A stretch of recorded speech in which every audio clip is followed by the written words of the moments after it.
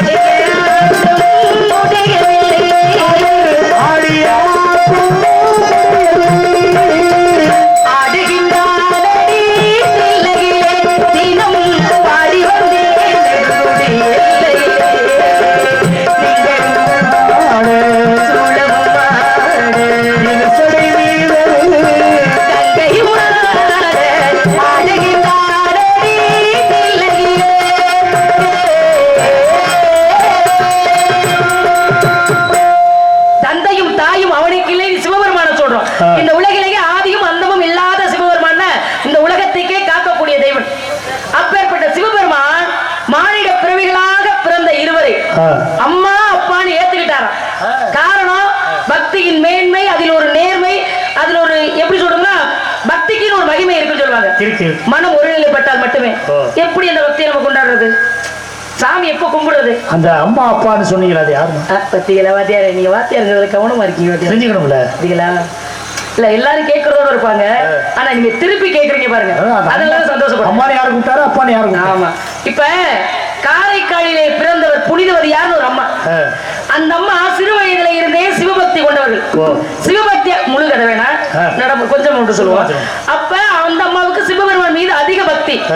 ஒரு பெண் குழந்தையா பிறந்து ஒரு வயது பெண்ணா வாழ்ந்து திருமணம் பண்ணி ஒரு கணவருக்கு மனைவியா வாழ்ந்து அதுக்கப்புறம் இந்த உலகத்துல பேய் உருவமே இந்த உலகத்துல அழகா இருக்கணும்னு வர கேட்பாங்க.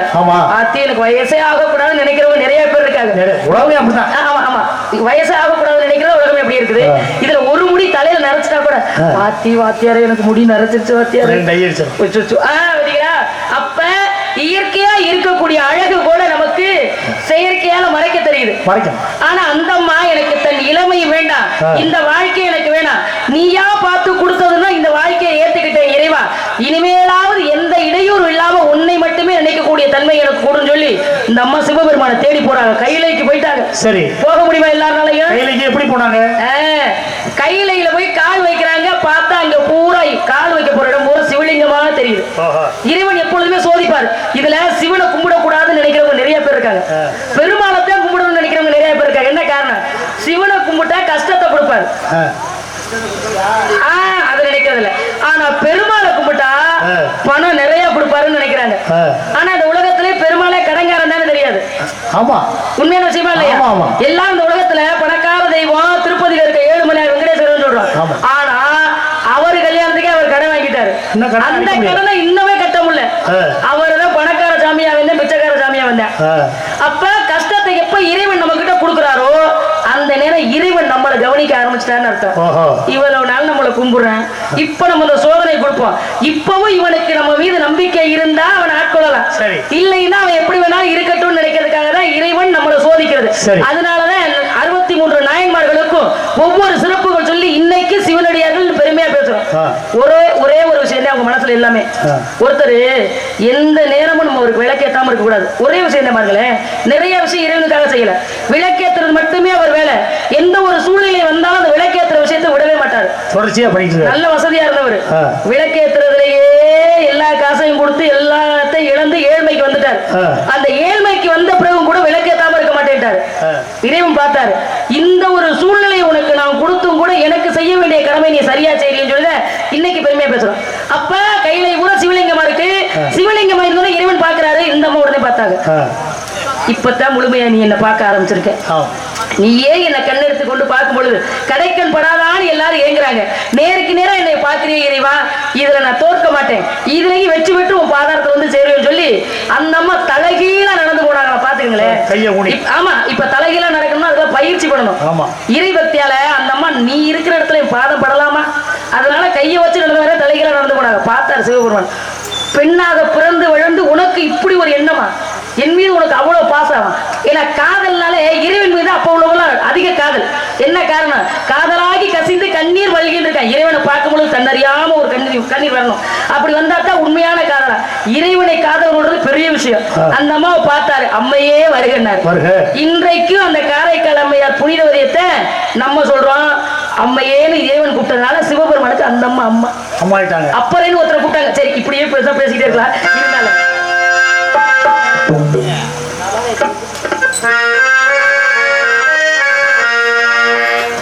வாராய தோழி வாராயோ, மணப்பனதை காண வாராயோ, வாராய தோழி வாராயோ, மணப்பனதை காண வாராயோ, மணமேடை தள்ளி மணவே காணும் திருநாளை காண வாராயோ, வாராய தோழி வாராயோ, மணப்பனதை காண வாராயோ.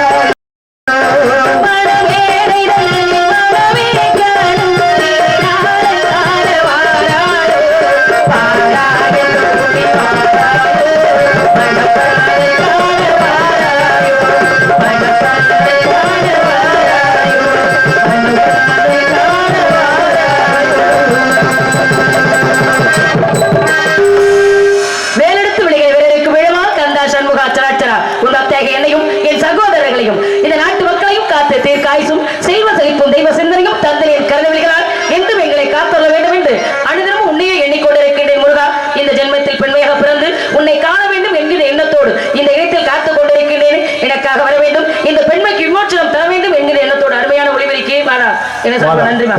ஆமா இல்ல அங்க நல்லா இருந்தா தான் எல்லாருக்கும் தொழில் பண்ண ஆர்வம் இருக்கும். இல்ல விருந்துல சாப்பிடணும்னு போறோம், நம்ம சாப்பிடுற சாப்பாடு நமக்கு பிடிச்ச மாதிரி இருந்தா தான் கொஞ்சம் வாங்கி சாப்பிடுவோம். ஆமா சாப்பாடு நல்லா இல்லைன்னா அப்ப இது நல்லா இல்லைன்னா விடிய விடிய என்ன பண்ணுவோம், நாடகத்தை நாங்களே அவர் சொல்லிட்டாரு மைக்கு நல்லா இல்ல நாடகத்தை நாங்களே கெடுத்துருவீங்க. அங்க நல்லா இருந்தா தான் எல்லாம் நல்லா இருக்கும். அதனால என்ன சார்பாக நன்றி நன்றிகள் வணக்கம். அருளனே நான் ஒரு கனவு கண்டேன். அந்த கனவுல ஒரு மாப்பிள்ளை வந்தார். கனவுல மாப்பிள்ளையா? யாருக்குமா? எனக்கு. உங்களுக்கா? ஏன் கல்யாணம் பண்ணக்கூடாதா? பண்ணக்கூடாதுன்னு சொல்லல, அப்புறம் ஏன் அப்படி கேக்குறீங்க? கனவுல வந்ததுக்கே இவ்வளவு ஒரு மாதிரி அண்ணே உங்களுக்கு தெரியுது பலத்தால் ஆச்சுன்னு. இல்ல கனவுல வந்தவர் என்ன சொன்னார் தெரியுமா? என்னவா சொன்னாரு? ஐயோ காசு கொடுத்தவனே கிழிச்சு கூடாதுமா, இது மாதிரி நிறைய தச்சு வச்சிருக்கேன், ஒன்றும் பிரச்சனை இல்லை. அவர் வந்தவர் என் கனவுல வந்து என்ன சொன்னார்? வள்ளி நான் உன்னை காதலிக்கிறேன், நான் உன்னை கல்யாணம் பண்ணிக்க போறேன் நிஜமாவா அப்படின்னு ஒவ்வொரு நாளும் சொல்றாரு வாத்தியாரு. தினமும் வர்றாரா? பகல்ல வர்றாரா இரவுல வர்றாரா? அதெல்லாம் நேர காலமே இல்லைங்க, எல்லா நேரத்திலும் வர்றாரா? உட்காந்துருந்தாலும் வர்றாரு, தூங்குனாலும் வர்றாரு, நின்னாலும் வர்றாரு. இப்ப உங்கள்கிட்ட பேசிக்கிறதுக்கு அவரு ஞாபகமாவே இருக்கு. இதுக்கு என்ன அர்த்தமா இருக்கும்? இதுக்கு என்ன உங்களுக்கு காதல் வந்துருச்சுன்னு அர்த்தம்? ஐயோ இதுக்கு பேர் தான் காதலா? அதான் சாப்பிட முடியலையா, பசிச்சா படுத்தாலும் தூக்கம் வர மாட்டேங்குது. கொஞ்சமா சாப்பிட முடியல. என்னங்க பிடிக்கிறீங்க? சாப்பாட்டு அள்ளி கொண்டு போடாவா? சாப்பாட்டுலயே ஒரு முகம் தெரிஞ்சா நான் எப்படிதான் சாப்பிடுறது? சிரமமா இருக்குல்ல. அதெல்லாம் எப்படி வந்தாருங்க ஒதுக்கி வச்சுட்டு ஒதுக்கி எல்லாம் வைக்க முடியாதுங்க, ஏதாவது சேர்த்து வைக்கலாமே தவிர ஒதுக்கி வைக்க வேண்டாம். நீங்க இப்ப எடுத்து சொல்றதுக்கு முன்னாடி கொஞ்சம் அப்படி ஓரமா இருங்கன்னு சொல்லிட்டு நீ எடுத்து சொல்ல. ஓ இப்படியே முன்னாடியே நிக்கிறீங்களே, கொஞ்சம் அப்படி நில்லுங்க, நீங்க வந்ததெல்லாம் நான் உங்கள்கிட்ட எல்லாம் சொல்றேன்னு சொல்ல வரீங்களா? எப்படி வாத்தியார் எப்படி?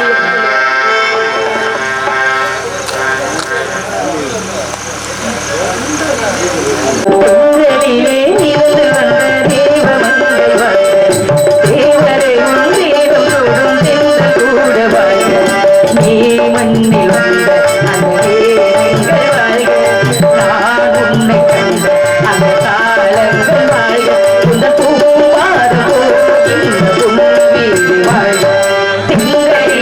பிறந்த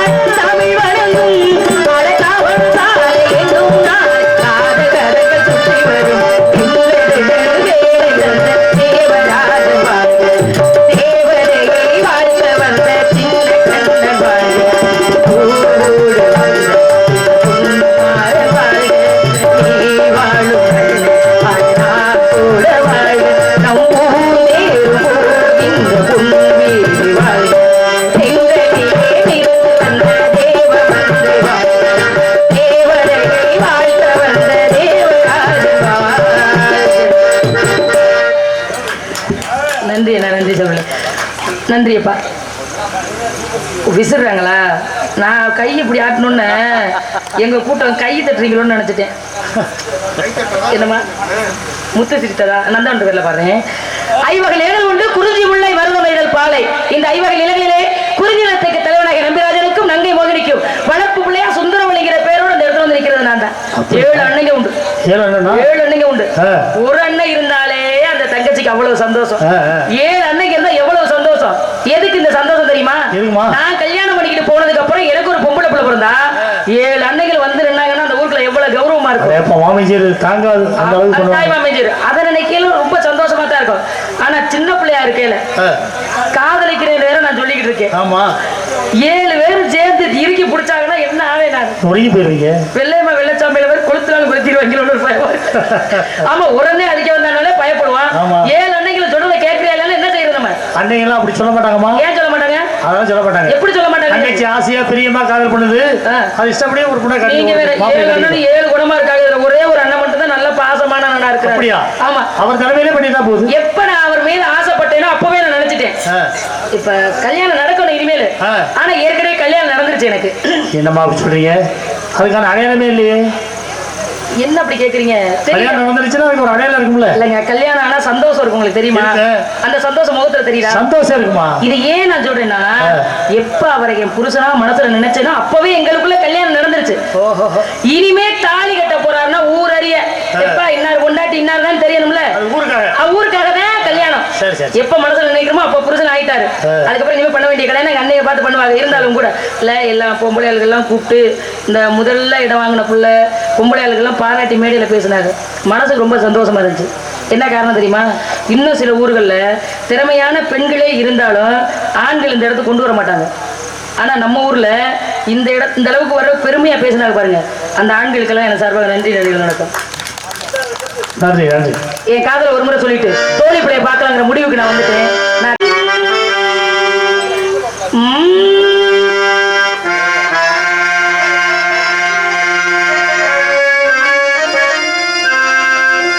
மாலை பொழுதில் மயக்கத்திலே